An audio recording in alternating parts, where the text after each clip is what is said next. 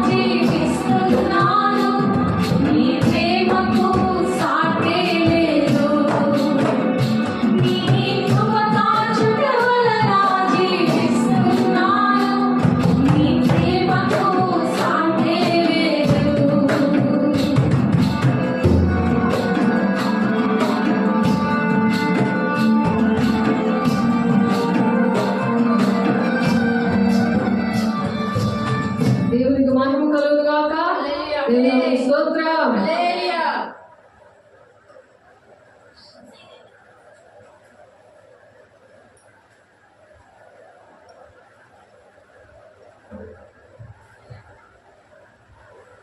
మొదటి పేతురు 1వ అధ్యాయము 13వ వచనంలో దేవుడు ఎందుకు భూలోకానికి వచ్చారంటే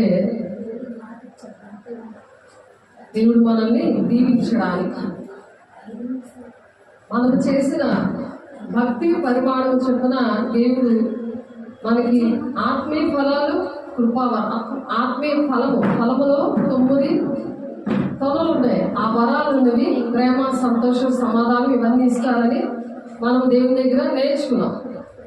తర్వాత కృపావరాలు అనేవి కూడా ఇస్తారని మనం నేర్చుకున్నాం. అవి ఇచ్చినప్పుడు ఆ ప్రేమ బట్టి దేవుడిని ఎవరైతే అలా ప్రేమిస్తారో మరి పరిశుద్ధులు సంపూర్ణులవునట్లు క్రీస్తు శరీరము క్షమాభివృద్ధి జరుగుతుంది అనేది యేసే శరీరము అన్నమాట. ఆ శరీరంలో యేసే శిరస్సుగా ఉంటే మనల్ని అవయవాలుగా ఉంచుకొని ఒక సంఘముగా దేవుడు సహాయం ఇస్తారు. అలాగా పిలుపుకు తగినట్లుగా మరి మనం జీవించేలాగా దేవుడు మనల్ని సహాయం చేస్తారు. అలాగా ఎవరైతే దేవుడిని ప్రేమిస్తారో, అలా దేవుడిని ఆరాధిస్తారో, దేవుడి మాట వింటారో అటువంటి వారిని దేవుడు పిలవడానికి వచ్చారు. కానీ అలా మాట వినకపోయినా సరే దేవుడు అందరినీ కూడా ప్రేమిస్తున్నారు. పిలిచిన వారి ద్వారా దేవుడు దీవెనలు వారికి ఇస్తున్నారు. ఎవరు ఎందుకు పిలుస్తున్నారు, ఎందుకు వాళ్ళని పిలుస్తున్నారంటే మనం నశించుకోకుండా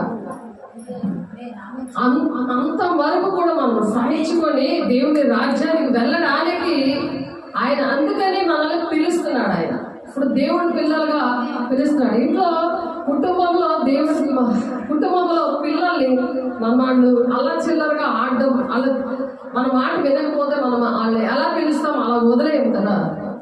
తప్పు పనులు చేస్తూ ఉంటారు, అల్లరి పనులు చేస్తారు. ఆ అల్లరి ఎప్పుడైతే ఆపమో పెద్దయ్యాక వాళ్ళు పాపంలో శాపంలో ఉండి ఇంకా తలపోటుగా తయారవుతారు. అందుకనే వాళ్ళని చక్కగా చదువుతున్నారా లేదా, వాళ్ళు ఎలాగా దేవుని ప్రేమిస్తున్నారా, సాతాను పనులు చేస్తున్నారా, దుష్టుడికి సంబంధించిన పనులు కొన్ని ఉన్నాయి కదా, అవి చేస్తున్నారా అనే విషయాలు మనం ఎందుకు పిల్లల విషయంలో జాగ్రత్త కలిగాలి పెంచుతూ ఉంటామంటే,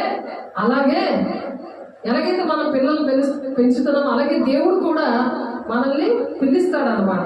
ఆ దుష్ట ప్రవర్తన ఉన్న వాళ్ళని ఆ దేవుని బిడ్డలుగా ఆయన కృప ద్వారానే రక్షిస్తాడు. అర్హత మనకి లేకపోయినా రక్షించుకొని ఆయన మాట విన్న వాళ్ళకి దేవుడు మాట్లాడతాడు. కళ ద్వారా, దర్శనాల ద్వారా, దేవుడు భాషలకు అర్థాలు చెప్పే ద్వారా మరి దేవుడు వాళ్ళని అభిషేకిస్తాడు.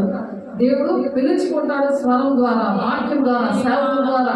ఆ విధంగా దేవుడు మాట్లాడతాడు. ఎందుకంటే దేవుడు ఆత్మస్వరూపై ఉన్నాడు కాబట్టి ఆయన శరీరాకారంలో మరి దేవుడు మన మధ్యన నివసిస్తున్నాడు అని ఆదికాండము 1వ అధ్యాయం ఆదికాండంలో అల్లాడుచున్నాడు అని ఉంటుంది.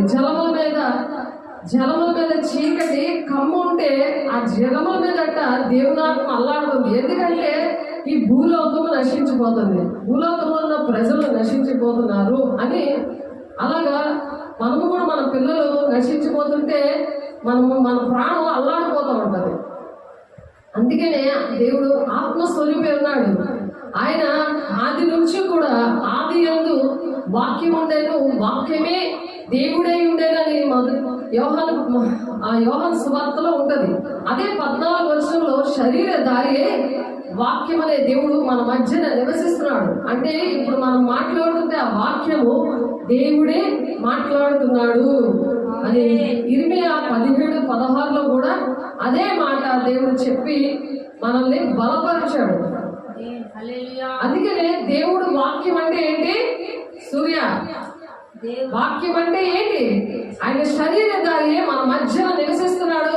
నువ్వు ఏం చేస్తున్నావో ఆయన చూస్తున్నాడు. నువ్వు చక్కగా ఒక కలెక్టర్ అవ్వాలని నీకు ఇష్టం ఉంది కదా, నువ్వు అలాగా వినాలి. విన్నప్పుడు అవుతావు. విన్నప్పుడు అవుతారు.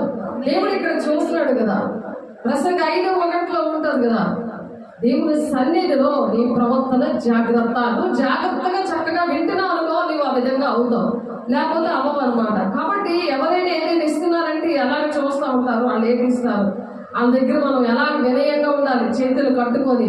మనుషుల దగ్గరే చేతులు కట్టుకొని అలా వినయంగా ఉంటే మనం దేవుని దగ్గర ఎలా ఉండాలి ఆలోచించండి. సూర్య చేతులు కట్టుకో, దేవుని దగ్గర ఎలా ఉండాలి చెప్పండి. మనుషుల దగ్గర మనం చేతులు కట్టుకొని ఉంటే, లేకపోతే అమ్మే నాన్నే కొడతాడు, తిడతాడు, భర్త భార్య గొడవలు వస్తే వాళ్ళ మాట వినకపోతే అంటే వినాలి. ఇక్కడ ఇటు చూడు, చూడలేకు చూడు, లేకపోతే నిలబడి ఇక్కడ. దేవుడు ఏంటి చెప్తున్నాడు వినాలి. దేవుడు వల్ల బతుకుతాం, మనుషుల వల్ల బతుకుతాం.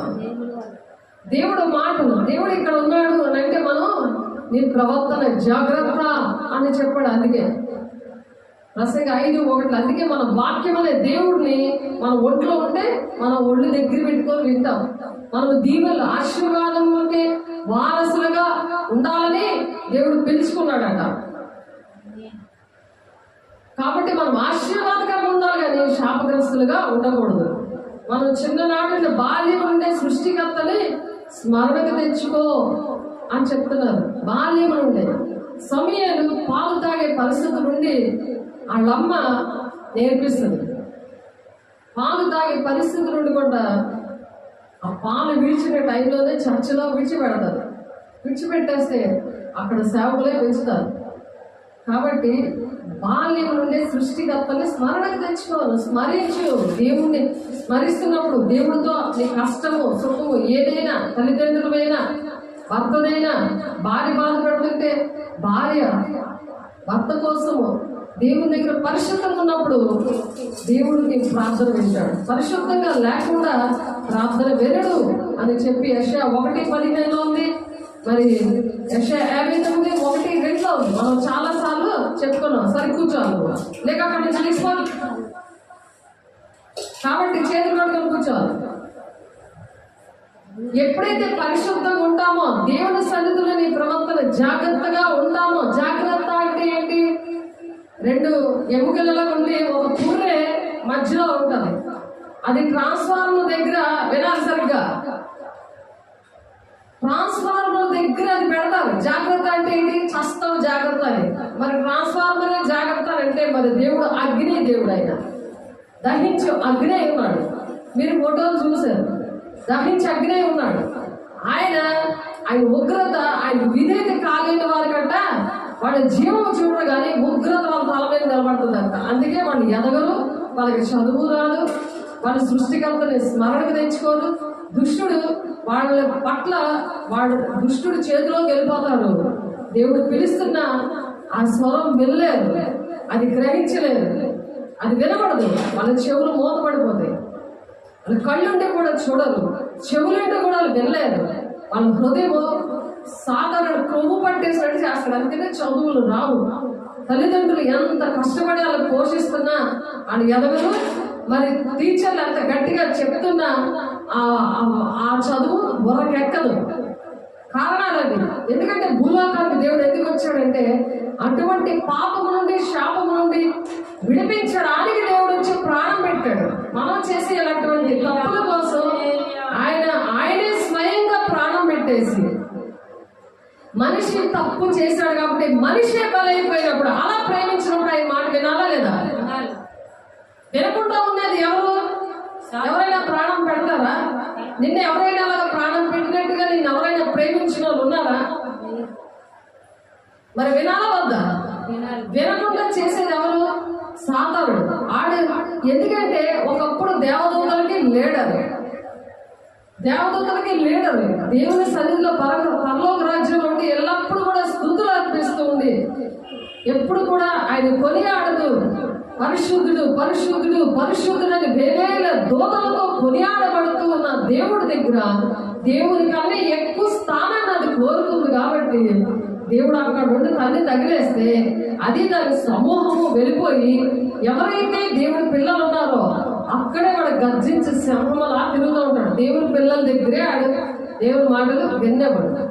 దేవుడికి ఇష్టం లేని వాళ్ళ దగ్గరికి వెళ్ళడు. వాడి పిల్లలు వాడు చాలా బాగా పోషించుకుంటాడు, అన్నీ కూడా ఇస్తాడు. కానీ దేవుని రాజ్యం అయితే ఇవ్వడు. ఆ బంగారు పట్టణం కానీ నీవు చేసిన మంచి కార్యాలను బట్టి నువ్వు దేవునికి ఎంత సమయం ఇచ్చావు, ఎన్ని డబ్బులు ఖర్చు పెట్టావు, ఎలా త్యాగం చేసావు, నీ జీవితాన్ని, నీ టైంని, నీ డబ్బుల్ని, నీకున్న సమస్తము కూడా.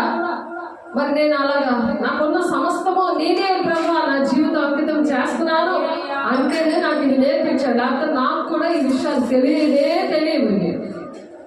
కాబట్టి అటువంటి ఎక్కడైతే పాపం శాపంతో ఉన్న ప్లేసుల్లోనే దేవుడు నన్ను వాడుకోవడం స్టార్ట్ చేశాడు. మన హృదయంలో మనం అటువంటి ఆశ కలిగి దేవా నీ మాట వింటానంటే పిలుస్తాడు అనమాట, లేకపోతే పిలవడు. ఇప్పుడు వాళ్ళకి చెవులంటే కూడా వినరు అని ఉంది కదా. యెషయా గారు ప్రవచిస్తుంటారు. వాళ్ళు ఏంటంటే వాళ్ళు చెవులుండి వినరు, కళ్ళుండి చూడరు. ఎందుకంటే వాళ్ళ హృదయం క్రొవ్వినది. అందుకే వాళ్ళు గ్రహించలేరు దేవుని మాటలు. చేతులు కొడుకోరు, లేకపోతే నిలబడదు. అందుకని దేవుడు ఏం చెప్తున్నారు, వినమని చెప్తున్నారు. ఎవరు వింటేనే వాళ్ళకి దీవెనలు. ఎందుకంటే దేవుని దగ్గర ఉన్న వాళ్ళకి దీవెనలు. సాతానికి ఇష్టం వచ్చి నువ్వు వినకుండా నువ్వు నిర్లక్ష్యంగా కూర్చున్నావు అనుకో, దేవుడు నీ మీద ఆశీర్వాదాలు ఇస్తానంటున్నాడు. లేకపోతే దేవుడు మాట వినకపోతే పోయివా. దీనికి ముందు మెసేజ్ లో మనము చెప్తున్నాము, అబద్ధాలు చెప్పే ఆత్మ, లౌకిక ఆత్మ, మనుషాత్మ, మూర్ఖంతో కూడిన ఆత్మ, ఇవన్నీ కూడా అనేకమైన ఆత్మలు ఉన్నాయి. అపవిత్ర ఆత్మ ఏంటి, భారభరితమైన ఆత్మ. ఒక భారం ఉంటుంది అనమాట. నేను ఎలా తింటాను, ఎలాగ నేను ఎలా పోషించబడతాను, ఒక భారము, కన్నీరు, ఒక దుఃఖం ఆ మనిషిలో ఉండిపోదు. నన్ను ఎవరు పెంచుతారు, నన్ను ఎవరు పోషిస్తారు, ఇటువంటివన్నీ సాతాను పెడతాడు. కానీ దేవుని చేతిలో ఉన్నప్పుడు ఆయనే పోషిస్తాడు, ఆయనే నీకు మార్గాలు సరళం చేస్తాడు. తను ప్రేమించడానికి సమస్తము సమకూడి జరుగుతాయని ఉంది. తండ్రి చిత్తం నెరవేర్చుకుని వాళ్ళే దేవుని రాజ్యాన్ని వెళ్తారని ఉంది. వాళ్ళే నా తల్లి సహోదరులనే యేసయ్య చెప్పారు. ఎందుకంటే తన ఇంటి వారు కూడా తన మాటలు ఇష్టపడలేదు. ఎందుకంటే తండ్రి చిత్తం నెరవేర్చిన వాడికే దేవుడు అంటే ఇష్టం ఉండదు. అటువంటి వారు నేను పిలుస్తూ ఉంటాడు అనమాట. ఎలా పిలుస్తాడట, మనల్ని అందరినీ కూడా మతం కులం భేదం లేకుండా దేవుడు పిలుస్తాడు. దేవుడు అంటే ఇష్టపడతాడు. ఎందుకంటే ఆయన ప్రాణం పెట్టాడు. ఎవరు కూడా ప్రాణం పెట్టలేదు. ఆయన ప్రాణం పెట్టేసి మళ్ళీ 3వ దినమున లేచాడు. ఆయన సజీవుడిగా మన మధ్యన వాక్య స్వరూపే ఉన్నాడు. ఆయన అంటే ఆత్మ స్వరూపే ఉన్నాడు. నువ్వు ఎప్పుడైతే దేవునికి ఇష్టమైన కళ్ళు, ఇష్టమైన చెవులు, ఆయనకి ఇష్టమైన మనసుతో ఉంటే ఆ వాక్యమైన దేవుడిని నువ్వు గ్రహిస్తే అది నీకు కంఠస్థంగా ఉంటుంది. అది హృదయం మీద పలక మీద దేవుడు గట్టిగా రాసిస్తాడు. దానికి చదువే అక్కర్లేదు. చదువు రాకపోయినా సరే దేవుడు అలా విధంగా పిలుచుకుంటాడు. విద్య లేని పామరులనే పిలిచాడు. వాళ్ళే దేవుడు భూమిని తలకిందలు చేసేసారు. వాళ్ళకి విద్య రాదు. మీరు చేపలు పట్టే జాలరులుగా కాదు, మనుషులు పట్టే జాలరుగా నేను చేస్తాను. వాళ్ళు చేపల వల్ల వాళ్ళ ఉద్యోగాన్ని, ఆ చేపల పని అంత పక్కన పెట్టి దేవుని మాటలు విన్నారు. ఎందుకంటే మనం చనిపోతే దేవుని రాజ్యంలో ఉండాలి, ఆ బంగారు పట్టణంలో ఉండాలి. మనం మొత్తం కులం భేదం లేకుండా అందరినీ ప్రేమించి అందరికీ మంచి పనులు చెయ్యాలి. దేవుడు అలాగే చేశాడు. యేసయ్య వచ్చి మనిషిగా వచ్చి దేవుని గుణాలతో ఆయన మహిమనంతటిని విడిచిపెట్టి వచ్చాడు. మనం పెంటలాంటి మన ఇళ్లను విడిచిపెట్టి, పెంటలాంటి మనుషులు పక్కన పెట్టి మనం దేవుని ఇష్టపడి దేవుని మాట వింటే అప్పుడు పిలుస్తాడట. అది 1 పేతురు 3వ అధ్యాయంలో ఉంది. ఆశీర్వాదములకు వారసులకు మీరు పిలువబడితే. ఆశీర్వాదాలు ఎంతమందికి కావాలి? వాళ్ళందరినీ పిలుస్తున్నాడంటే నీకు ఆశీర్వాదం కావాలా, శాపం కావాలా? చెప్పండి. ఆశీర్వాదాలు కావాలి. నోరికి చెప్పిన వాళ్ళకి దేవుడు ఇస్తాడు. ఆశీర్వాదాలు కావాలి మాకు అది చెప్పాలి గట్టిగా. అప్పుడు దేవుడు మిమ్మల్ని ఆశీర్వదించి మిమ్మల్ని పిలుస్తాడు. ఆశీర్వాదాలకి వారసులుగా మీరట పిలువబడతారు కనుక కీడికి ప్రతి కీడైనను, దోషణకు ప్రతి దోషణైనా చేయక దీవించండి. ఎవరైనా నేను బూతులు మాట్లాడాను రివర్స్ గా నువ్వు బూతులు మాట్లాడకూడదు, దీవించాలి. గాడ్ బ్లెస్ యూ అనాలి అంతే. దేవుడి రూల్ అనమాట. చూడండి దేవుడు ఎంత ప్రేమిస్తున్నాడు, అందరినీ ప్రేమిస్తున్నాడు. అందుకని అందరి మీద వర్షము, ఎండ అందరి కోసం కూడా. అందుకే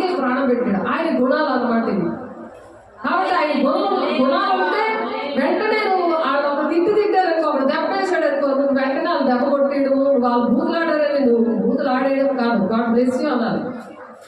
కాబట్టి జీవమును ప్రేమించి మంచిదనము చూడగోని వాడు చెడ్డదాన్ని పలుకకుండా తన నాలుకను కపటపు మాటలు చెప్పకుండా తన పెదాల్ని కాచుకోవాలి. కపటం చేస్తానని చెయ్యకపోవడం, లోపలేమో వాళ్ళ కోసం మండిపోతూ ఉంటుంది. నిన్ను బూతులాడిన ఉంటే నీకు అన్యాయం చేసిన కోసం ఈ పని చెప్తాను అని అనకూడదు. అలా నువ్వు మనసులో అనుకున్నా దేవుడు నిన్ను పిలవడం, నిన్ను అలా దీవించడు. నీకు అటువంటి మనసు ఇవ్వడు. నీకు దేవుడు ఆ మనసు ఇస్తేనే నువ్వు గాడ్ బ్లెస్ అని నవ్వుకొని చెప్తావు, లేకపోతే చెప్పు, పళ్ళు కొరుకుతావు. అది ఎవరి లక్షణాలు? దెయ్యం లక్షణాలు. అర్థమవుతుందా? దేవుడు నా మహిమ కలుగు కాక. దేవుడు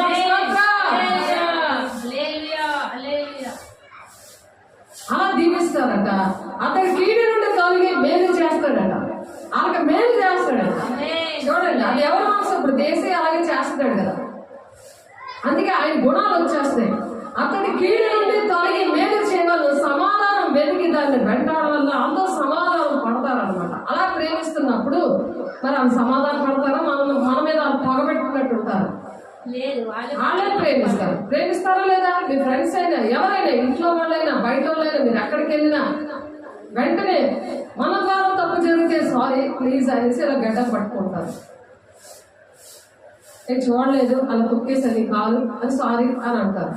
కానీ లేకపోతే ఎందుకు అంత అడ్డంగా వచ్చావు అని తిరగబాటు చేసి మళ్ళీ కళ్ళను చేసి చూస్తుంటారు. ఎవరది? సాధారణ ఎవరినైతే అక్కడ నుండి తొంగి తగిలేశాడు కదా, దేవుని కన్నా ఎక్కువ మహిమ కావాలి, దేవుని కన్నా పెద్ద సింహ అంటే దేవుని కన్నా ఎక్కువ స్థానం కోరుకుంది. అలాగే మనం కూడా దేవునికి ఇవ్వాల్సిన స్థానము ఎవరికైనా నువ్వు ఇచ్చావనుకో, సైతాన్ని పట్టిన పిల్లలకి, అంటే దేవుడి పిల్లలు వేరుగా ఉంటారు, ఎప్పుడు కూడా దేవుడు పక్కన తోసేసే వాళ్ళు ఉంటారు. అలాంటి వాళ్ళకి ఎక్కువ ప్లేస్ ఇచ్చావనుకో, అలాంటి మాట మీద నువ్వు పరిగెట్టావనుకో దేవుడు పక్కకు తోసేసి, అప్పుడు నీకు కూడా అందులో భాగం ఉంటుంది. సాధారణ పనిలో నీకు కూడా భాగం ఉంటుంది. ఆడేంటంటే అలా నిన్ను తయారు చేయడానికి నిన్ను పరిగెత్తిస్తుంటాడు, అలా నిన్ను భయపెడుతుంటాడు. కానీ దేవుడు నిన్ను కాపాడుతాడు. దేవుడి కంచె కాపుదల నీకు ఉంటుంది. కాబట్టి దేవునికి లోబడాలి, దుష్టుని నువ్వు ఎదిరించే పనిలో ఉండాలి. అలాంటప్పుడు అలా నువ్వు ఎదిరిస్తూ ఉంటావు. దుష్టుని ఎదిరించి వాళ్ళు నువ్వు చేసినాలో దూరపరచండి నాయన. నీ పనికి అడ్డం తగ్గుతున్న దురాత్మ శక్తులాగా ఏసునామలో కాలిపోవాలిగా అన్నావు అనుకో, ఎప్పుడైతే దేవుని బిడ్డగా ఉన్నావు అనుకో, వెంటనే అక్కడ కార్యము అనేది దేవుడు నీకు సహకారి ఉంటే అది చేస్తాడు. కాబట్టి అలా పిలుచుకున్నాడంట. ప్రభు కన్నులు నీతి మంతుల వేదలు. అప్పుడు దేవుడి కళ్ళు సైతం కళ్ళు నీ పేద ఉండదు. సైతం కళ్ళు నేను మొడతాడని అలా నీతిగా న్యాయంగా నువ్వు దేవునికి ఇష్టంగా నువ్వు దేవుని గుణాలతో బ్రతికేవనుకో, అప్పుడు ఏం జరుగుతుంది వినాలా? ప్రభు కన్నులు అంట అప్పుడు నీ మీద ఉంటా, సాతాను కన్నులు నీ మీద ఉండవు. ఏ కన్నులు కావాలి?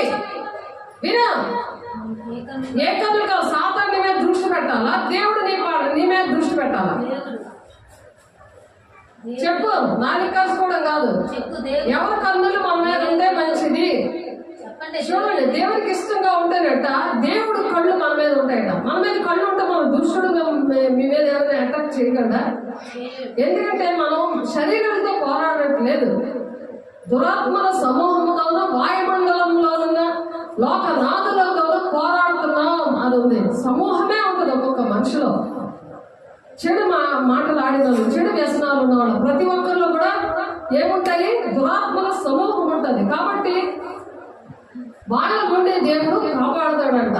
ప్రభు కన్నులు నీతి మంతుల మీదను ఆయన చెవులు వారి ప్రార్థన వైపును ఉన్నావు. కాబట్టి దేవుడిని అడుకో. నీ కష్టం ఏముందో మనుషులు చెప్తుంటే కుదరదు. నువ్వు వెంటనే దేవుడికి మనసులో చెప్పుకున్నావు అనుకో. ఎందుకో దేవుని దృష్టి, ఎప్పుడైతే దేవుడు మాట వింటున్నావో దేవుడు నిన్ను పిలుస్తున్నాడు కదా. నీతి ఏమని చెప్పాడు ఆయన? ఆశీర్వాదానికి వారసులుగా ఉండడానికి మిమ్మల్ని పిలిచాను అంటున్నాడు. నువ్వేమో శాపగ్రస్తంగా ఉండడానికి సాతాను కళ్ళు నీ మీద పెట్టుకున్నాడు. ఆశీర్వాదం కాకుండా శాపంగా నీ తరతరాలు కూడా శాపగ్రస్తంగా ఉండడానికి ఆడు నీ మీద కళ్ళేస్తున్నాడు.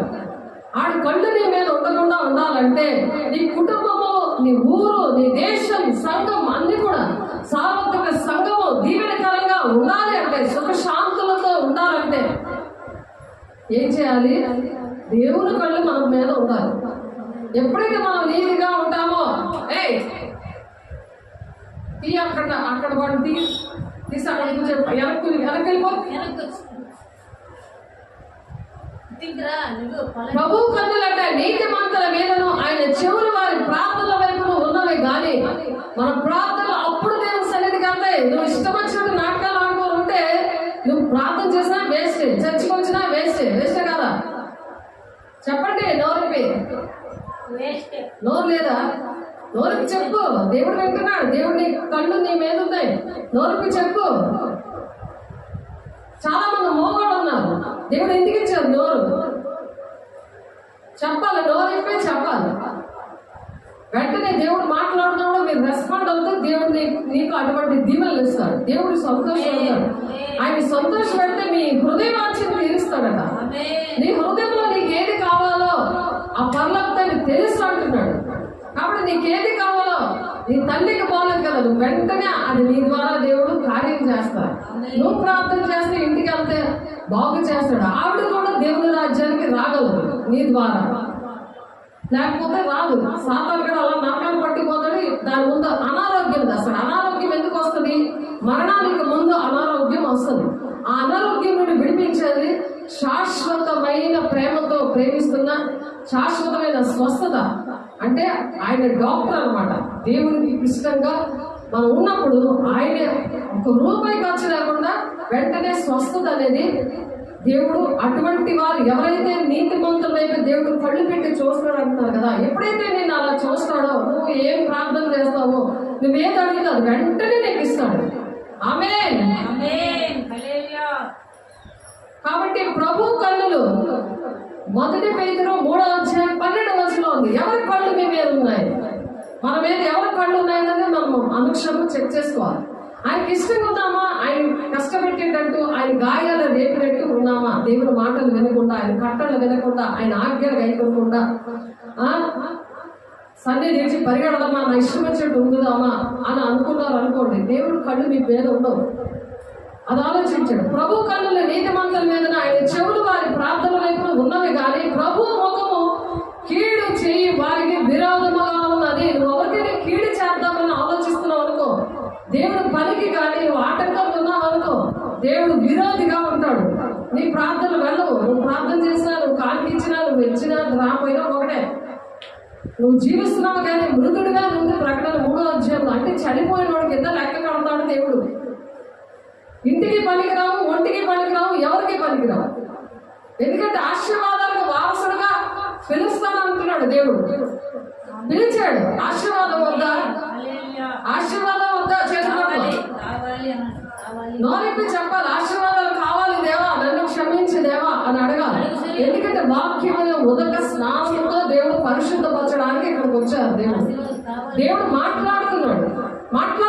నువ్వు రాయిలా కూర్చొని నోళ్ళు, కాళ్ళు, చేతులు అన్ని ఇచ్చాడు కదా.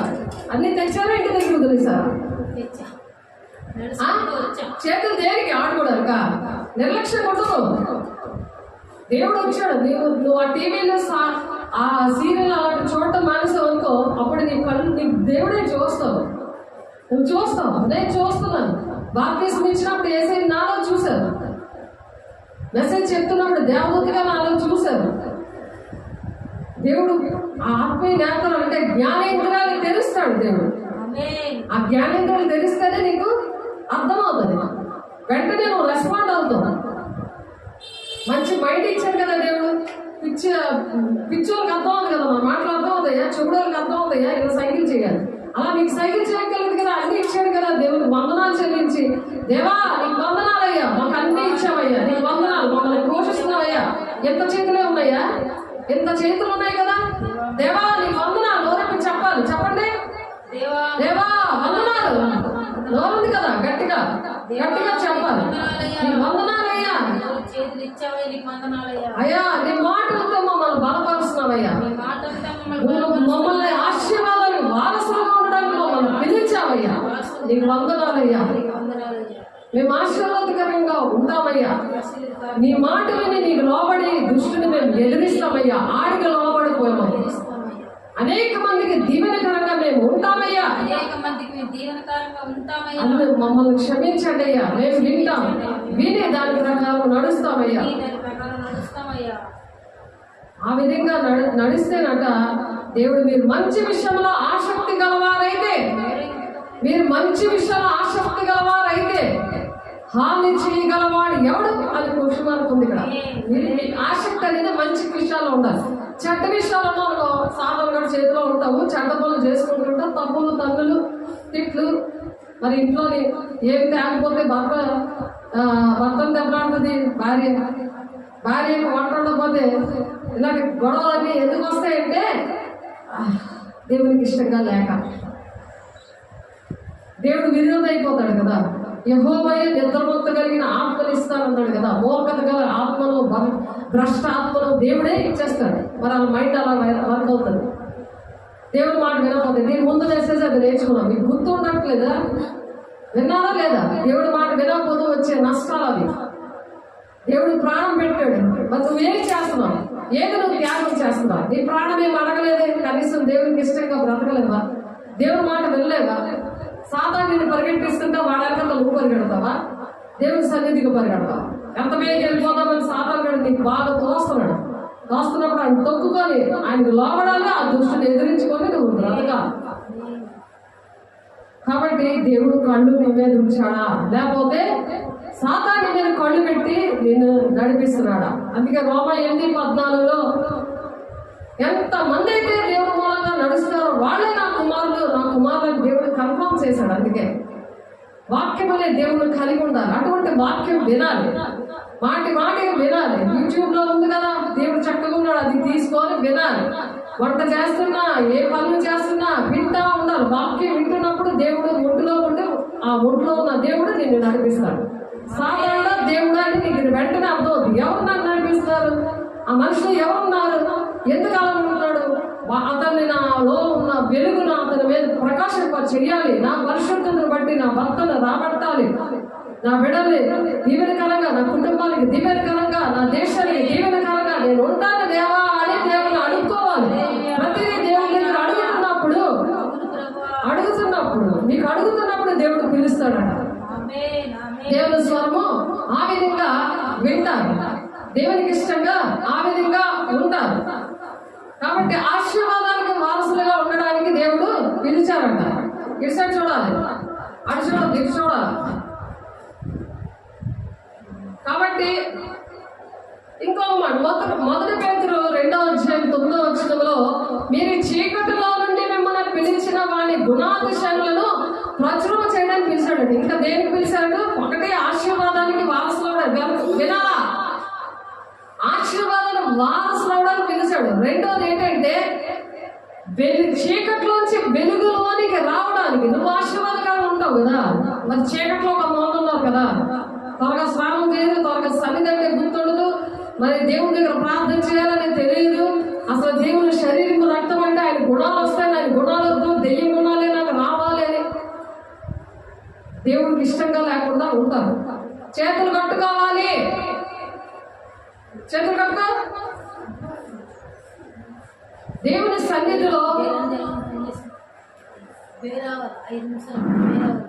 సన్నిధిలో నీ ప్రవర్తన జాగ్రత్త అన్నప్పుడు వెంటనే దేవుడు మాటలు వెందేకుండా చేస్తా దుష్టుడు బయటికి తిప్పుతాడు. కాబట్టి క్రీస్తు ఏం చెప్తున్నారు? చీకట్లో ఉన్న వాళ్ళంట సరికి తలపి వినాలా. ఎందుకంట అలాగే ఎవరైతే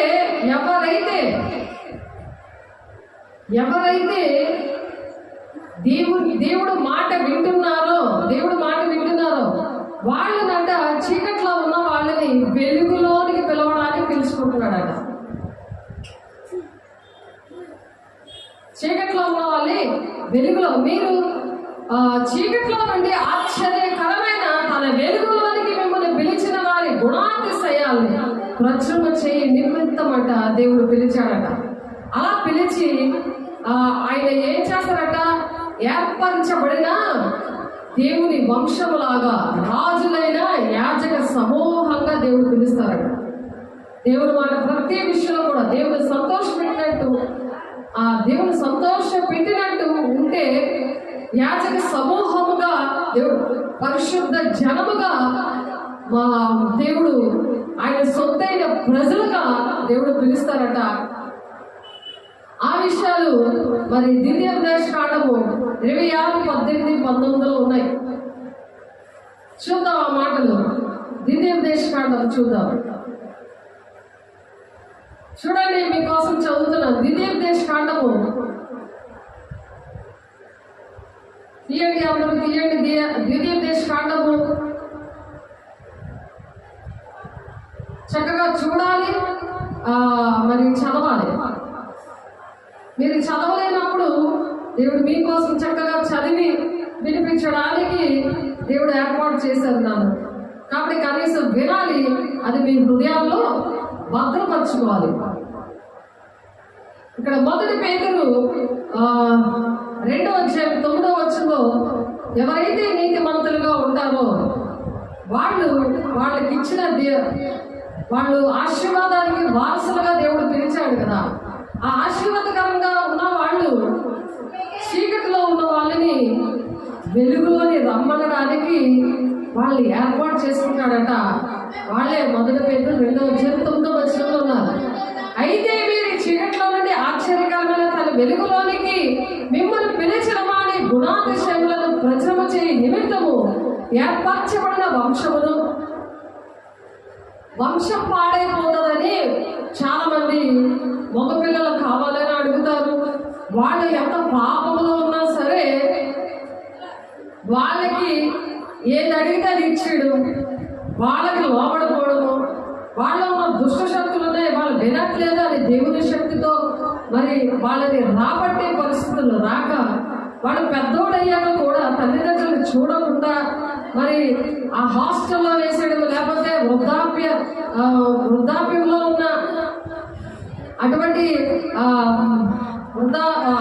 వృద్ధులున్న అటువంటి దాంట్లో వేసేయడము, ఇలాంటివి చేస్తారు. చిన్నప్పటి నుండే మగపిల్లలు మా వంశం నిలబడాలి అని చెప్పి అలా తల్లిదండ్రుల్ని బాధ పెట్టి అలా పుట్టిన దగ్గర నుండి కూడా బాధ పెట్టే వారిగా ఉంటున్నారు. ఎలా ఉండాలని మీరు ఆలోచిస్తున్నారు? ఎలా ఉండాలని ఆలోచిస్తున్నారు? దేవునికి ఇష్టంగా ఉన్న వాళ్ళని, ఆ చీకట్లో ఉన్న వాళ్ళని ఆశ్చర్యకరమైన వెలుగులోనికి పిలవడానికి వినాలి. ఆశ్చర్యకరమైన వెలుగులోనికి పిలవడానికి దేవుడు ఆశీర్వాదానికి వారసులుగా పిలిచాడు. 1 పేతురు 3వ అధ్యాయం 9వ వచనంలో ఎవరైతే ఆశీర్వాదానికి వారసులుగా ఉండాలని ఆలోచిస్తారో వాళ్ళకి దేవుడు ఎలా వాడుకుంటారంట? చీకట్లో నుండి ఆశ్చర్యకరమైన వెలుగులోనికి మిమ్మల్ని పిలిచిన వాడిని గుణాతిశయాలు పిలిచాడు కదా. పిలిచిన తర్వాత ఆ గుణాతిశయాలు మీరు ప్రచురణ చేయడానికి, అంటే చెప్పడానికి. అదే 1 కొరింథీ 11వ అధ్యాయం 26వ వచనంలో యేసు శరీరం రక్తం తీసుకుంటే వాళ్ళు దేవుని యొక్క గుణాతిశయాలు ప్రచురణ చేస్తుంటారు. అలా ప్రచురణ చేసే వారిగా దేవుడు అలాగా దీవిస్తారట. అలా ప్రచురణ చేసేవాడిగా దీవించినప్పుడు మీ పట్ల దేవునికి ఏ ప్రణాళిక ఉందో అలాగా దేవుడు మీ పట్ల తండ్రి చిత్తాలు నెరవేరుస్తారు, దేవుడు రాజ్యంగా వెళ్తారు. అందుకని మీరు ఎవరు పడితే వాళ్ళు నరకాలకు వెళ్ళిపోయారు అనుకోండి, తండ్రి చిత్తం నెరవేర్చరు, వాళ్ళ నరకానికి ఎలాగే వెళ్ళిపోతారు. వాళ్ళంటే మీరు కూడా వెళ్ళిపోతారు. ఇప్పుడు ఎలాగ ఇల్లు వచ్చారు అలాగే వాళ్ళంటే నరకానికి పోతారు, మీ మటుకు మీరు ఉంటారు. కాబట్టి ఎవరి మటుకు వాళ్ళు సైలెంట్ గా వెళ్ళిపోవాలి. అందరినీ పీక్కొని లాక్కొని లాగడం, పక్కన చేయడం, మీరు లేగడం అది మంచిది కాదు. మీకే మంచిది కాదు. ఎందుకంటే మీరు కూర్చోవడం లేవడం అన్ని కూడా చూస్తున్నాడు దేవుడు. ఈ ప్రవర్తన అందుకే జాగ్రత్త. ఏదో అనారోగ్యం వస్తుంది, మరణం ఏర్పాటు చేస్తుంది, అప్పుడు కింద కుయ్యో మొదలని ఏడుస్తాం. ఏదో ఆర్థిక ఇబ్బంది వస్తుంది, ఏదో శోభం వస్తుంది, అవన్నీ అప్పుడు భరిస్తాం. నువ్వు దీనికి దేవుడికి లోపడకుండా నువ్వు మనుషులకు లోపడిపోతున్నావు అనుకో, అప్పుడు అనేకమైన తంటాలు పడవలసి వస్తుంది. అప్పుడు దేవుడు బరువులాడుకొని 3 రోజులు ఉపవాసం ఉండడమో 10 రోజులు ఉపవాసం ఉండడమో అలాంటి పనులన్నీ చేస్తాం. అందుకే నేను దేవుడి సన్నిధిలో నీ ప్రవర్తన జాగ్రత్త అంటున్నాడు. ఇష్టం లేని వాళ్ళు వెళ్ళిపోవాలి. దేవుడి దగ్గరికి వచ్చే పని లేదు వాళ్ళకి.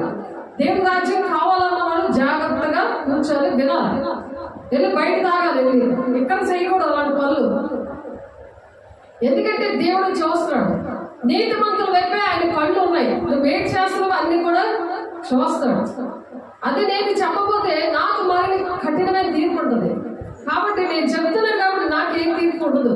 చేస్తున్నా మీకు అటువంటివన్నీ కూడా వస్తాయి. కాబట్టి నేను ప్రతిదీ కూడా యథార్థంగా దేవుని మాటలు ఎలా ఉన్నాయో అలాగే చెప్పాలి. లేకపోతే తెగుళ్ళు వస్తాయి. జీవనంలో పేరు ఉండదు, నా పేరు ఉండదు. మీ పేరు ఉంచుకుంటారో తీసేసుకుంటారో అది మీ ఇష్టం. అది జ్ఞాపకం చేసుకోవాలి. మీరు ఎన్ని చేసినా వేస్ట్ అయిపోతుంది. దేవుడు ఇక్కడ ఉన్నాడు. దేవుడు మాట వింటేనా నాకు జీవితం. నేను దేవుడి రాజ్యానికి వెళ్తాను. నేను దేవుడి రాజ్యం దేవుడు ఏం చెప్తాను వింటాను. ఎందుకంటే నన్ను ఆశీర్వాదానికి వారసురాలుగా నన్ను పిలిచాడు. అది బాగా బుర్రలో ఉండాలి. కాబట్టి దేవుడికి ఇష్టంగా బతికినప్పుడు దేవుడి కళ్ళు నీ మీద ఉంటాయి. ఆయన నడిపిస్తాడు. ఆయన కుమార్తెగా ఉంటేనే ఆశీర్వాదాలకు వారసులుగా మిమ్మల్ని పిలిచాడు అనేది బాగా గుర్తుంటుంది. నేను శాపగ్రస్తంగా ఉంటాను, సాతాను మాటలు వినను, ఆడి నా మీద దృష్టి పెట్టి నాకు ఆశీర్వాదాలు లేకపోతే నాకు ఎందుకంటే ఈ జీవితం.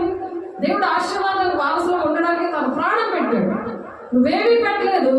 నువ్వు పక్కన నరకాన్ని పట్టిపోతున్నావు. సాతాను గారి పిల్లలాగా, సాతాను గారి బిడ్డలాగా ఎలా ఉంటున్నామో ప్రతి క్షణం కూడా మనం చనిపోయే వరకు కూడా అది మనం అనుక్షణము చెక్ చేసుకోవాలి. తండ్రి చిత్తాన్ని నెరవేర్చాలని నీ తల్లి సహోదరులు. కాబట్టి నువ్వు వాళ్ళని పక్కన పెట్టాలి. ఎవరైతే తండ్రి చిత్తాన్ని నెరవేర్చి నీతో కలిసి ఉన్నారో వాళ్ళని లక్ష్య పెట్టాలి. వాళ్ళ మాట వినాలి. తండ్రి చిత్తాన్ని నెరవేర్చిన వాళ్ళు కొంతమంది ఉంటారు. ఎందుకంటే గురువులు ఉన్నాయి, బోధములు ఉన్నాయి. ఆ గురువులు కూడా ఎదగనేమో అన్నాడు. కాబట్టి సంఘంలోనే గురువులు ఉంటాయి, ఇంట్లో కూడా గురువులు ఉంటాయి. అవి దేవుని రాజ్యానికి వెళ్ళవు. నువ్వే నీ వెలుగుని ప్రకాశింపచేసి నీకు వాళ్ళు ఇష్టమైతే నువ్వు వాళ్ళు వెంటపడి వాళ్ళ కోసం కన్నీరు కాచి ప్రార్థన చేసి ఇంటిలోనో నువ్వు బయట ఆ విషయాల్లో వాళ్ళకి అర్థమయ్యేలాగా చెప్పాలి. అందుకు నిన్ను ఏంటంటే అలాంటి చీకట్లో ఉన్న వాళ్ళని ఆ వెలుగులోనికి తేడానికి నిన్ను పిలిచాడట. పిలిచినప్పుడు వాళ్ళకి ఏం చెప్పాలి? దేవుని యొక్క గుణాలన్నీ కూడా నువ్వు వివరించి చెప్పాలి. ఏసే శరీరం రక్తం తీసుకొని వెళ్ళిపోవడం కాదు, తెలుసుదా? దేవుడి మాట వినాలి. ఆయన ఏంటి చెప్తున్నాడు? ఎందుకు నేను వేసే శరీర రక్తము, ప్రార్థన, సహవాసము, రొట్టె విరిచడాన్ని ఎందుకు ఎడతెగక నీకు ఇస్తున్నాడు దేవుడు. దేవుడే వచ్చి నీకు ఇస్తున్నప్పుడు దేవుడు నీ కార్యాలు చేసి ఒకప్పుడు నువ్వు తాగుబోతుగా ఆడమోషమైన ఉండాలని ఆ ప్రణాళిక సాధారణ చేతిలో నేను తీసుకొచ్చి నేను బలిపీఠం దగ్గర సేవ చేయడానికి నేను తీసుకొచ్చినప్పుడు నువ్వు మరణాన్ని ఎలా ప్రచురం చేస్తావు, దేవుడు గుణాలు ఎలా ప్రచురం చేస్తావు. నువ్వు వినకుండా వెళ్ళిపోతాను వచ్చిన దగ్గర నుండి అదే సాతాను గోలలో మీద ఉంటే, ఆడి చెవుల్లో పెట్టుంటే ఆడే నీ మీద దృష్టి పెడుతుంటాడు. నిన్ను ఆడే తిప్పుతూ ఉంటాడు. నీ మైండ్ని, నీ బాడీని అంతా ఆడే తిప్పేస్తుంటాడు. ఎందుకంటే వాడు ఏం చేస్తాడంటే గర్జించి సింహంలాగా తిరుగుతూ ఉంటాడు. ఆ చుట్టూని ఎలా బలాద్దాం, పిల్లల్లో దూరుదామా, సంఘంలో దూరుదామా, భర్తలో దూరుదామా, ఎలా పట్టుకుందాం అని వాడు ప్లాన్ వేసినప్పుడు వాడికి డబుల్ ప్లానింగ్ వేసుకొని నువ్వు రెడీగా ఉండాలి దేవుని శక్తితో. అందుకు దేవుని అభిషేకం తీసుకోవాలి. పరిశుద్ధాత్మ అందుకే రోజు పొందుకోవాలి. పొందుకున్నప్పుడు అలా నువ్వు నడవగలవు. ఎప్పుడైతే అలా ఉంటారో అలాంటి చీకట్లో ఉన్న వాళ్ళని వెలుగులోనికి మిమ్మల్ని పిలిచిన వారి గుణాతి సైమను ప్రచురణ చేయ నిమిత్తము ఏర్పరచబడిన వంశము. దేవుని వంశం మత్తయి సువార్తలో అంతా దేవుని వంశం ఉంది. మనకి మన తాత పేర్లో తెలుసు కానీ మరి యేసే వంశము మొత్తం అధ్యాయం అంతా ఉంది. మేము చదివితే ఆయన వంశం, ఆ వంశంలో నువ్వు నేను కూడా ఉంటాం. దేవుని వంశంలో మనం ఉంటాం. లేకపోతే నీ వంశము అనేదే తెలియదు. మీ తాత పేరు తెలుస్తుంది, నీ పేరు కూడా, నీ పిల్లల తరాలకి నీ పేరు కూడా మాసిపోతుంది. మనం చనిపోయినా సరే మరి సాక్షులుగా ఉంటాం, బ్రతికున్న వాళ్ళ కింద ఉంటాం. అనేకమైన భక్తులు మరి హెబ్రీ 11వ అధ్యాయంలో ఉన్నారు కదా. చనిపోయినా సరే వాళ్ళకి దేవుని సాక్షులుగా మన మధ్యన మరి వాళ్ళ మాటలు మనం చెప్తున్నాం కదా. అలా జీవం గల మనం చనిపోయినా సరే మనం అనేక మందిని జీవించే వారిగా మనం ఉంటాం అన్నమాట. అలాగా వంశం అంట రాజులని యాజక సమూహముగా రారాజ బిడ్డలుగా బ్రతుకుతామంట. అదే ఆశీర్వాదకరంగా మనం ఉండాలంటే దేవుని మాటలు, దేవుని యొక్క గుణాతిశయాలు అలా ప్రచురణ చేయాలి. అప్పుడు రాజులైన యాజక వంశంలాగా ఉంటామంట. దేవుని విషయాలు చెప్పే వారిగా ఉంటాం, పరిశుద్ధ జనంగా ఉంటాం, ఆయన సొత్తైన ప్రజలుగా ఉంటాం. ఆయన సొత్తు అనమాట. ఆయన విలువ పెట్టి కొన్నాడు మనల్ని.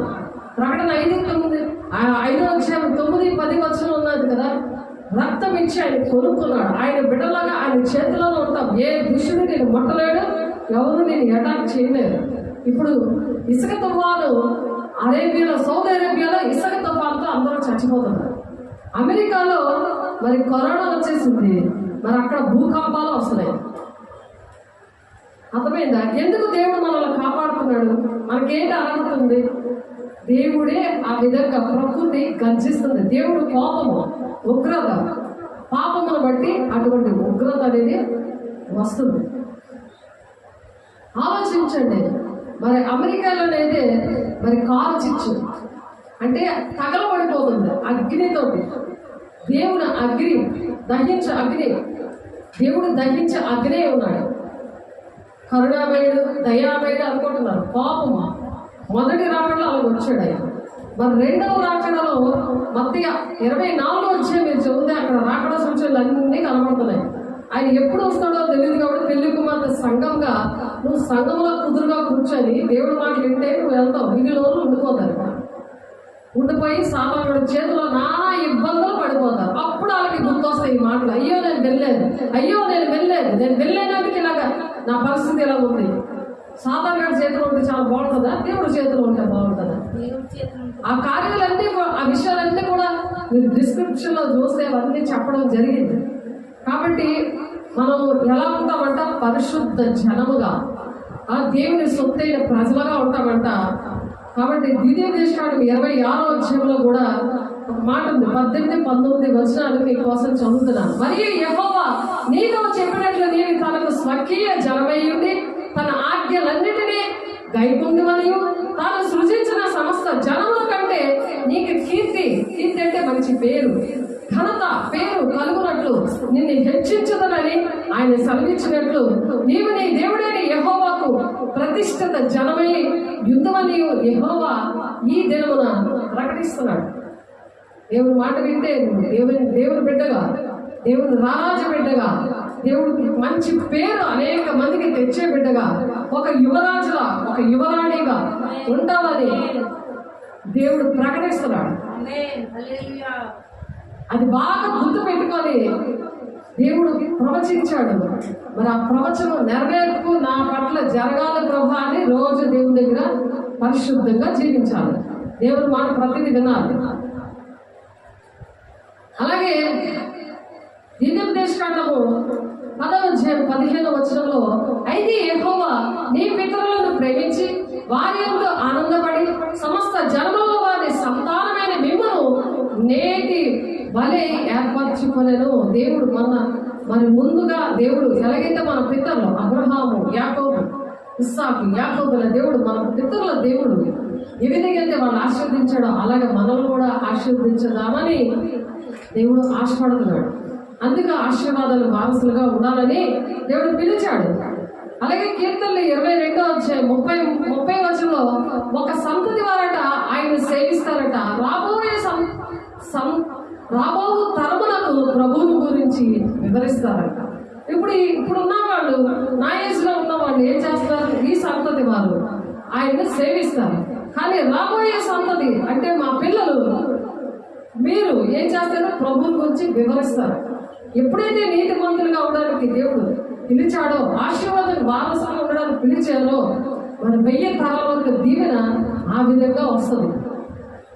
ఇప్పుడే రాకపోతే అప్పుడు ఎలా ఉంటుంది? ఇప్పుడు మొక్కని వంగనదే వాగు ఎలా వంగుతుంది? ఇప్పుడు విత్తనం వేసినప్పుడు అప్పుడు చెట్టు అనేక మందికి దీవెనకరంగా ఎలాగైతే దాని పళ్ళు కోసం అందరూ ఆశపడతారో విత్తనం వేసినప్పుడు, అలాగే మీకు బాప్తీసాలు ఇచ్చి దేవుడు బిడ్డగా మిమ్మల్ని తయారు చేస్తున్నది.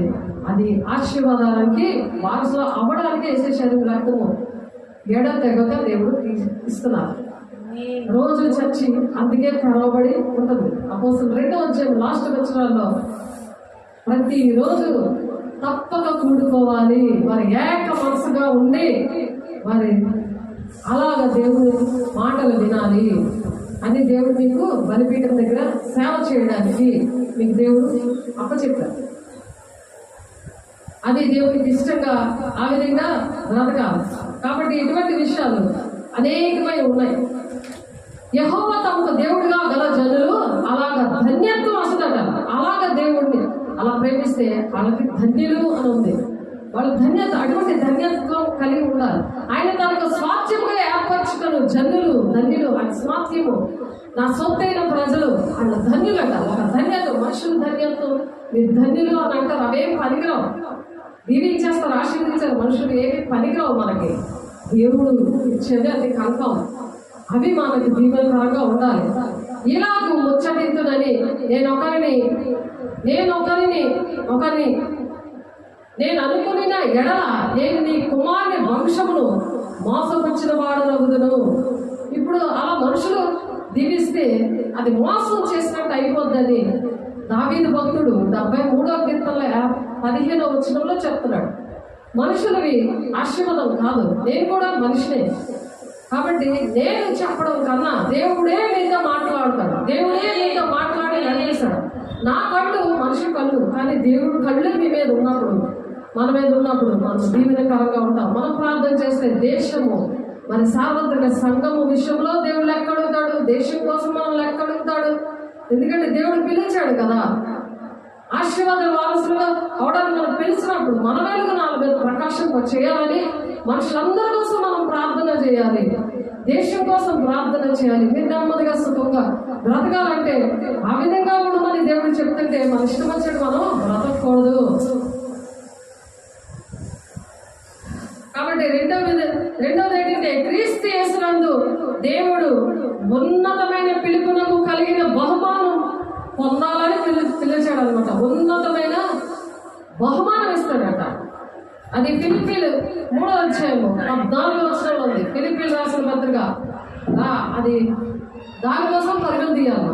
ఉన్నతమైన పిలుపులకు కలిగిన బహుమానం మనం పొందాలని దేవుడు పిలిచారు. ఫిలిప్పీలు రాసిన పత్రిక. నువ్వు ఎంతగా దేవుడు స్థానం ఇస్తున్నావు? మనుషులకు జడుచుకుంటున్నావా, దేవుడికి జడుస్తున్నావా? అది దేవుడు చూసి నీకు దీవులు ఇవ్వడానికి ఇష్టపడుతున్నాడు.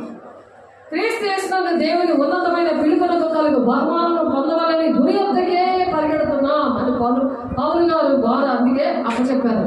కాబట్టి ప్రకటన 3వ అధ్యాయం 21వ వచనంలో నేను జయించి నా తండ్రితో కూడా ఆయన సింహాసనం కూర్చుండే ప్రకారం జయించి వారిని నాతో కూడా నా సింహాసనంలో కూర్చోబెడతాను.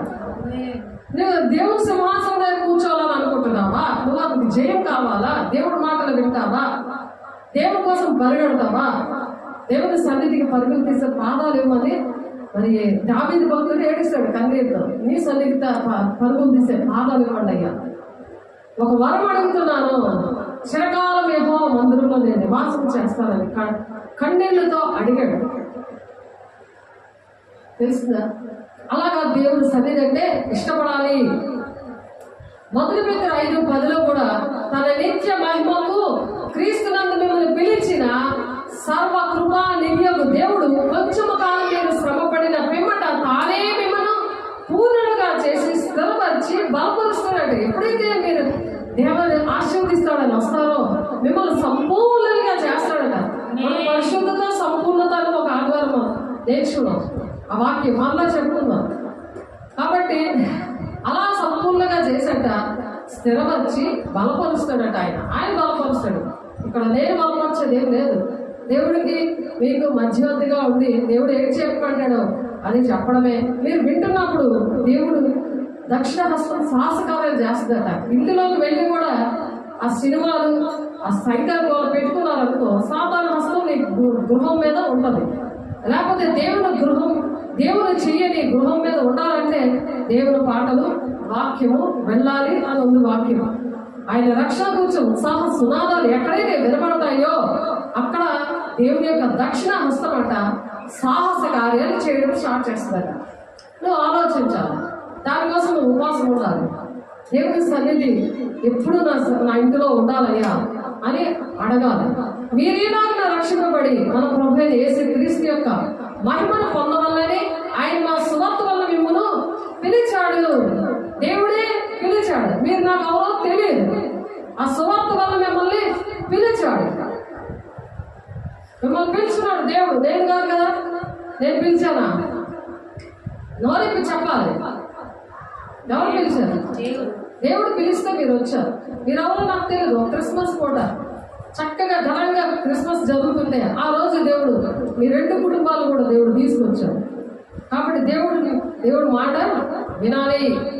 దేవుడు నాకేం చెప్తున్నారు, నేను చేస్తున్నాను, మీకేం చెప్తున్నారు అవి వినాలి, ఆ విధంగా నడవాలి. అంతేగాని ఏ మంత్రాలు తంత్రాలు సేవకుల చేతుల్లో ఉండవు.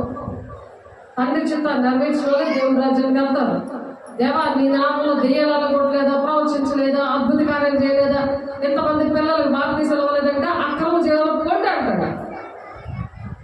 ఏది చెప్పాలో అది చెప్పి వాళ్ళంతటా వాళ్ళే నిలబెట్టాలి. వాళ్ళ కోసం ప్రార్థన చేస్తుంది ఎవరి వాటి వాళ్ళే నిలబడాలి. అంతేగాని ఏసే నామంలో నీకు జరిగిపోతుంది, నీకు దెయ్యాలు పోతాయి అది ఎలగొట్టకూడదు. అది దిద్దుబాటు చేస్తే అంతటా అవే ఎవరు కూడా చెప్పకుండానే దుష్టుడట పారిపోతాడట, అలా పారిపోతాడు. మరి మార్కు 16:20 కూడా ఉంటుంది కదా, వాక్యం ప్రకటిస్తుంటే సహకార్యం ఉండి అద్భుత కార్యం వాళ్ళ పక్కన చేస్తాడట, నమ్ము వాళ్ళ సూచక్రియలు చేస్తాడట. మార్కు 16:17 నమ్మాలి. ఎవరి మటుకు వాళ్ళే నమ్మితే నీ జీవితంలో కార్యం చేస్తాడు. అంతేగాని దేవుడు బలాలు అలా వాడుకోకూడదు. కాబట్టి మీ మనసును నడుము కట్టుకొని నిబ్బరమైన బుద్ధి కలవాలి. మీ మనసు కట్టుకోవాలి. మీ మనసు ఎటు వెళ్ళిపోతుందో కాబట్టి మీ మనసు అది నడుము కట్టుకొని నిబ్బరమైన బుద్ధి కలవాలి. యేసుక్రీస్తు ప్రత్యక్షమైనప్పుడు మీకు దేవుడి కృప విషయంలో సంపూర్ణమైన నిరీక్షణ ఉండాలి, విశ్వాసం ఉండాలి, నిరీక్షణ ఉండాలి. వెయిట్ అండ్ సీ అని అంటారు. ఎందుకు వేచి ఉండాలి, వెంటనే అయిపో. నువ్వు పుట్టిన వెంటనే ఇంత పెద్ద ఎదిగిపోయావా, అలా ఎదగలేదు కదా. అలాగే దేవుడు కూడా దేవుడి విషయంలో ఎదిగేలాగా చేస్తాడు. కాబట్టి మత్తయి 10:1 కూడా దేవుడు తన శిష్యుల్ని ఆ విధంగా తయారు చేశాడు. ఆయన అభిషేకించి దేవుని రాజ్యానికి వారసులుగా అనేక మందిని తయారు చేయడానికి తీసుకొచ్చాడు. మత్తయి 11:28 కూడా సమస్త భారమును వహించిన వాళ్ళ నాయకుడు రండి, మీకు విశ్రాంతి కలిగేస్తారు. లేకపోతే అసలు రెస్ట్ ఉండదు, ప్రాణానికి అలాగే సబ్బు బిళ్ళలాగా సాతాను కూడా నిన్ను వాడుకుంటాడు, ఇంట్లోనే బయట అంతా కూడా ఫలితం ఏముండదు. కాబట్టి మొదటి దశలోనికే పత్రిక 4:7-8 పరిశుద్ధులుగా ఉండడానికి మిమ్మల్ని పిలిచాను అంటున్నాడు. పరిశుద్ధులుగా ఉండడానికి పిలిచాడు కానీ మీరు అపవిత్రంగా ఉండడానికి నేను పిలవలేదు అంటున్నాడు. నువ్వు పరిశుద్ధులుగా అపవిత్రంగా ఉన్నావా, సాతాను నిన్ను ఏర్పాటు చేసి నడిపిస్తున్నాడా, దేవుడు పిలుస్తున్నాడా అది జ్ఞాపకం చేసుకోవాలి. మిమ్మల్ని పిలిచిన వాళ్ళను దేవుణ్ణి చూడండి అంటున్నాడు. 1 కొరింథీ 1:25 వెర్రివారు పిలిచాడట బలవంతులను సిగ్గుపరచడానికి. 26:31 వరకు ఉన్నది. బలహీనులను సిగ్గుపరచడానికంట బలవంతుల్ని ఎంచుకున్నాడట. మనకి మా బలహీనము కాబట్టి జ్ఞానం లేని వాళ్ళను దేవుడు మనల్ని పిలిచాడు వాళ్ళు సిగ్గుపరచడానికి. ఎందుకంటే వాళ్ళు కూడా రక్షణ పొందాలి మనల్ని చూసి అని చెప్పి. కాబట్టి 75 సంవత్సరాలు ఉన్న అబ్రహాం గారు పిలిచాడు. మనకి ఎంత సంవత్సరం, 75 సంవత్సరాలు ముసలాయిని అబ్రహాం గారు ఆ వయసులో పిలిచాడు. ఆయన మళ్ళీ ఇంకా ముందే పిలిచాడు కదా. నాకు 25 సంవత్సరాలు, 20, 22, 23 సంవత్సరాలు దేవుడు నన్ను అభిషేకించి నన్ను పిలుచుకున్నాను. కానీ 75 సంవత్సరాలు ముసలు కూడా ముసలైన అబ్రహాం గారు విన్నాడు. అది కూడా తను బొమ్మల వ్యాపారం, విగ్రహాలు బొమ్మలు అవన్నీ తయారు చేసి ఆయన లోపడడానికి 25 సంవత్సరాలు పట్టింది. కాబట్టి అలాగా మనం లోపడకపోతే దేవుడు వేగం పిలుచుకోడు. మనం అదృష్టవంతులే కదా, త్వరగా పిలుచుకున్నాడు, త్వరగా భక్తి నేర్పించాడు. నేను జీవిత అంకితం చేసినప్పుడు చేతులెత్తి ప్రమాణం చేసినప్పుడు నాకు నేర్పించాడు, మీకు నేర్పించడానికి యోదయ సమరయ దేశంలో అంతటా సాక్షిగా ఉండడానికి యూట్యూబ్ ఇచ్చారు. దేవుడు మహాకృపను బట్టి దేవుడు కోట్లాది వందనాలు. దేవుడు నాకు స్తోత్రం. కాబట్టి దేవుడు మనం పిలిచినందుకు మనం సంతోషించాలి. యేసేపుని 17 సంవత్సరాల్లో పిలిచాడు. చూసావా, యేసేపుని 17 సంవత్సరాల్లో పిలిచాడు. యవనస్తుడు. మరి తన ఆ రాజు భార్య వ్యభిచారం చేయడానికి పిలిచినప్పుడు చిన్ననాటి నుండి యేసేపుతో మాట్లాడుతూ ఉంటాడు. మరి తన గవర్నర్ నుండి తన ఇంటి వారికి చిన్నప్పుడు మాట్లాడుతూ తను పరిశుద్ధంగా బ్రతికాడు. తన ఊరిని దేశాన్ని మరి రక్షించుకునేటట్టుగా కుటుంబాన్ని రక్షించుకునే బిడ్డగా దేవుడు సహాయం చేశాడు. అలాగే నెహెమ్యా కూడా పానదాయకుడు, యెరూషలేము గోడలు కట్టాడు. ఆయన ఉద్యోగం చేస్తూ దేవుడు పని చేశాడు. అలాగే దావీదు గొర్రెల కాపరి, ఆయన కూడా 17 సంవత్సరాలు పిలిచాడు. గొర్రెల కాపరిగా ఉంటూ కూడా దేవుని స్తుతిస్తూ ఆరాధిస్తూ దేవుని అభిషేకం పొందుకుంటూ దావీదును కూడా నా హృదయానుసారుడు అని ఒక రాజుగా ఆయన దీవించాడు. అలాగా దీవెనలు కావాలంటే దేవుని మాటలు వినాలి.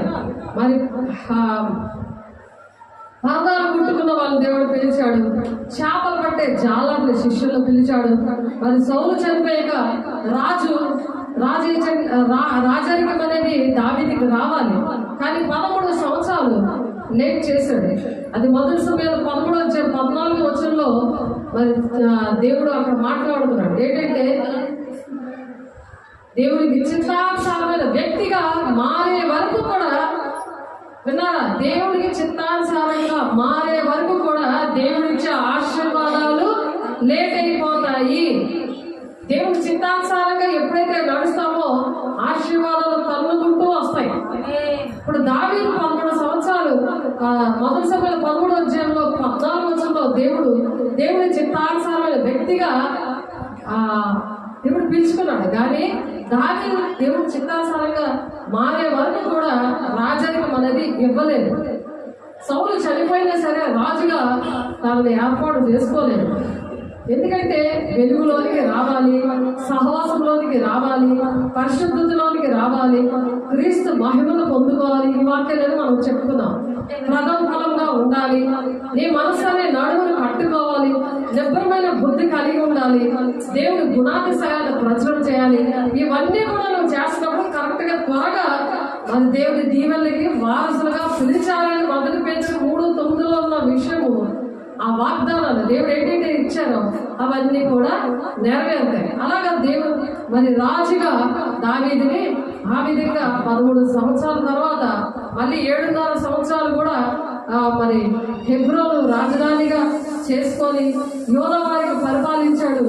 మరి తన 30వ సంవత్సరం వచ్చేసింది, 17వ సంవత్సరంలో పిలుచుకున్నాడు. 30వ సంవత్సరం వచ్చే వరకు కూడా రాజరికం ఆయన దగ్గరికి రాలేదు. అంటే టైము చాలా వేస్ట్ చేసుకున్నాడు. అలా మనం టైంని వేస్ట్ చేసుకోకూడదు. కాబట్టి ఒక గోత్రము విషయంలోనే దేవుడు సహాయం చేశాడు. 12 గోత్రాలకి కూడా తన రాజుగా, ఇశ్రాయేలు ప్రజలుగా రాజుగా ఉండాలి. కానీ అక్కడ ఎవరు పెట్టాడు? దేవుడు తన కృపావరముల విషయంలో, పిలుపు విషయంలోని మరి పశ్చాత్తాపడని చెప్తున్నాడు. అంటే మనకి ఏదైనా వరాలు ఇవ్వాలన్నా, ఆశీర్వదించాలన్నా దేవుడు గుర్తు పెట్టుకుంటాడు. కానీ లేట్ అవుతుంది. ఎందుకంటే వాగ్దానాలు కారణం అదే. ఇక్కడ దావీదుకి కూడా లేట్ అలాగా అయ్యింది. కాబట్టి 2వ దినవృత్తాంతాలు 15వ అధ్యాయం 7వ వచనంలో, బలహీనులు కాక ధైర్యం వహించాలి, మన కార్యము సఫలపరుస్తాడంట. ఆ విషయాల్లో మరి యెహోషువ 1:7 ఉంటుంది. మీరు ఇంటికి వెళ్ళి చదువుకోండి. యెహోషువ 1:9 ఉంటుంది. అలాగే మత్తయి సువార్త 6 అధ్యాయంలో కూడా ఉంటుంది. లూకా 6:35 ఉంటుంది. కాబట్టి దావీదు భక్తుడు ఎప్పుడైతే సంపూర్ణుడిగా ఉన్నాడో రూపాంతరం పొందుతాడు. దేవుడు ఆ రాజరికం ఇస్తాడు. మరి ఒక కిరీటం అనేది దేవుడు ఇచ్చాడు తనకి, రాజరికం ఇచ్చి మరి ఒక రత్నంగా తనని అలాగా నిర్ణయించుకున్నాడు. అబ్నేరు అనే మరి ఒక అతన్ని ఒక ముళ్ళుగా పెడతాడు. ఆ ముళ్ళు ఎందుకు పెడతాడంటే, దేవుడు మాట వినకపోతే ఒక ముళ్ళుని పెడతాడు అనమాట. ఆ ముళ్ళు ద్వారా దేవుడికి అంటే ఒక సమస్య, ఆర్థికంగా లేకపోతే భర్త ద్వారానో పిల్లల ద్వారా ఏదో ఒక ముళ్ళు ఆ కుటుంబంలో, సంఘంలో ఒక ముళ్ళుగా ఉంటుంది. అలా దేవుడికి దగ్గరికి చేసుకుంటాడు దేవుడు. శోధన అనేది అందుకే వస్తుంది.